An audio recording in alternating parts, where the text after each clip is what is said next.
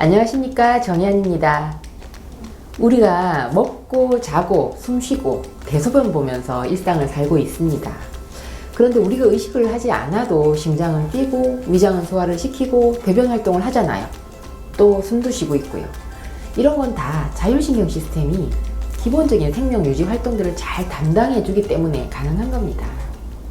근데 우리가 공기를 느끼지 못하고 살지만 정말 중요한 것처럼 이 자율신경 기능은 우리가 살아가는데 가장 중요한 시스템이라고 할 수 있습니다.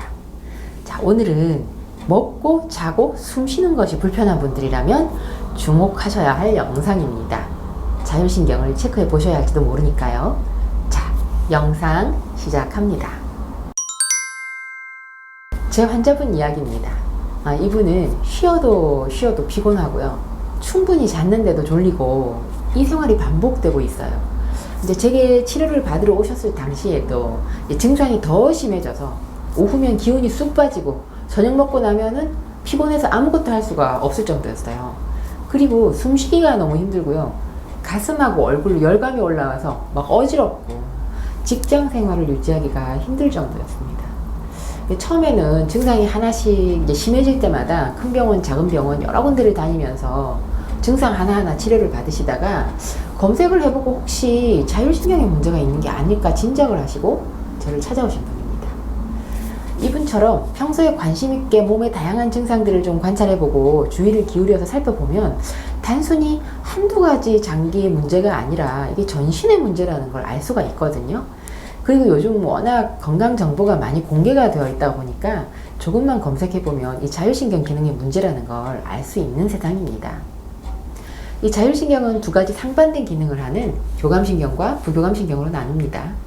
에너지를 많이 사용하면서 심장 박동수를 막 올리고 혈당과 혈압을 올리고 소화가 안 되도록 소화 분비를 억제하고 신경을 날카롭게 하고 잠이 안 오게 하고 호흡을 막 빨라지게 하는 기능은 교감신경이 담당을 합니다.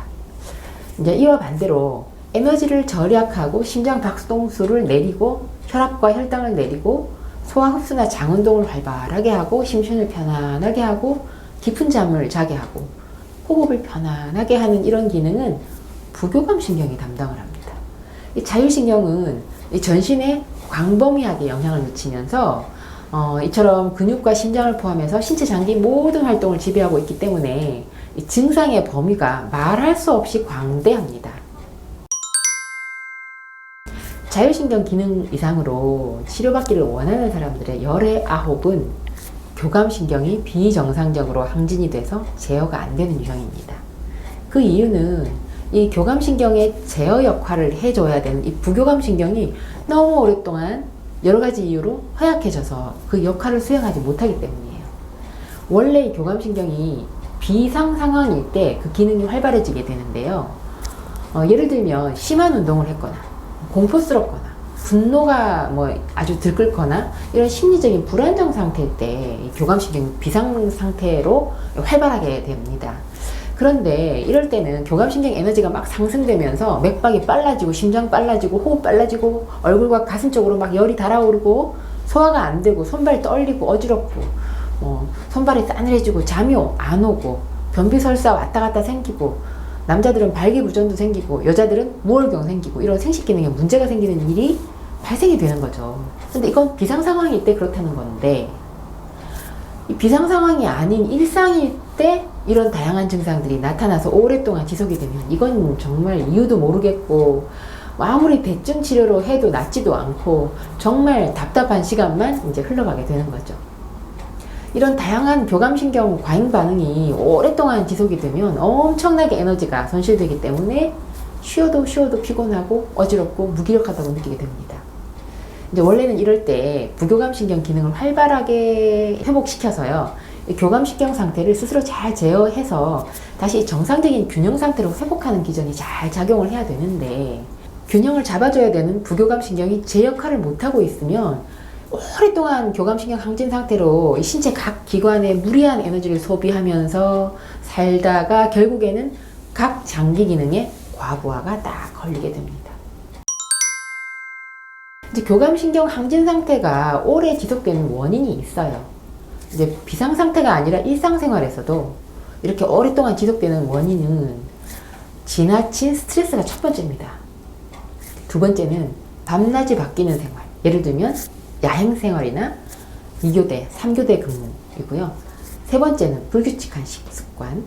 네 번째는 과도한 감정의 치우침. 예를 들면 분노, 공포, 울화, 슬픔 같은 감정, 이런 감정에 장기적으로 노출되는 상황. 또 다섯 번째는 각종 약물 과다 복용이죠. 예를 들면 각성제, 항우울제, 진정제 같은 걸 의사 처방 아니라 임의대로 그 적정량을 자기 마음대로 조절을 하는 거죠. 이렇게 해서 장기 복용하는 경우에 이런 이상 증상이 계속 발생하게 됩니다. 자율신경 기능의 문제는 불면증, 우울증, 공황장애, 불안증, 과민성 대장질환, 기능성 위장병, 신경성 고혈압, 어지럼증, 과호흡, 화병, 각종 이유 없는 근육통, 생식기능 장애, 이렇게 한 가지 또는 여러 가지 복합적인 질병이 생기기 때문에 이걸 초기에 치료하는 게 정답입니다. 한의학에서는 인체 에너지를 하나의 유기적인 흐름으로 보고 전체를 치료해서 자율신경 기능을 회복시키고 있습니다. 교감신경을 과하게 억제하는 이 대증요법을 사용하기보다는요, 교감신경을 차차차 안정시키고 부교감신경은 활성도를 높여서 깨졌던 균형을 회복하는 원리로 치료하는 거죠. 이 한의에서는 한약과 약침 그리고 식생활의 문제를 바로잡아서 무너진 자율신경의 기능을 바로잡는 방법으로 치료합니다. 그리고 교감신경은 척추에 위치해 있고요. 부교감신경은 척추의 양쪽 끝, 아래 위 양쪽 끝, 뇌 속, 그리고 꼬리뼈 근처에 위치해 있기 때문에 이 자율신경 기능 회복을 위한 약침 치료를 척추 주위의 다양한 경혈들에 이제 놓게 되는데, 그렇게 해서 교감신경과 부교감신경의 기능을 활성화시킵니다. 자, 생활수칙은 이렇습니다. 시간도, 그리고 우리가 살고 있는 이 공간도, 심지어는 뱃속도 꽉꽉 채우려고 하지 말고 비우세요. 꽉 찬 스케줄과 빈틈없는 공간, 과식, 과음, 이런 습관이요, 교감신경을 지속적으로 항진되게 만듭니다. 되도록 비우고 또 비우세요. 장롱도 비우고 뱃속도 비우고 머릿속도 비우는 것이 이 부교감신경을 활성화하는 데 도움이 됩니다. 두 번째는요, 자연을 가까이 하세요. 갇힌 공간보다는 하늘과 땅을 느낄 수 있는 열린 공간을 많이 접하는 것이 좋습니다.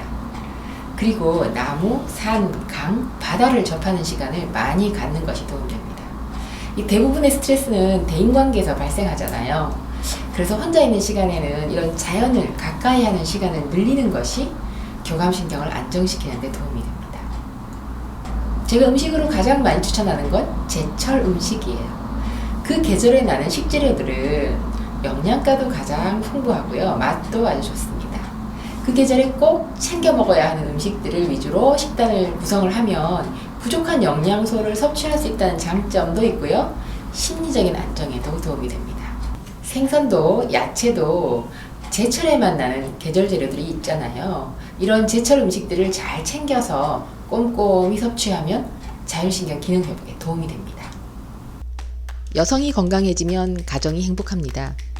여성이 행복한 세상, 건강한 사회가 될 것입니다.